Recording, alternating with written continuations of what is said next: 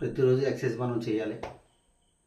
మరి ఎక్సర్సైజ్ చేయాలంటే ఎక్సర్సైజ్లో చాలా రకాలు ఉన్నాయి. మరి అవన్నీ మనం ఏ రకంగా చేయాలి అనేటువంటి ఆలోచనలో నేను అయితే ఒకటే కామన్గా పాయింట్ తీసుకున్నాను. ప్రతిరోజు ఉదయం సాయంత్రం 30 నిమిషాలు వాకింగ్ చేయాలి.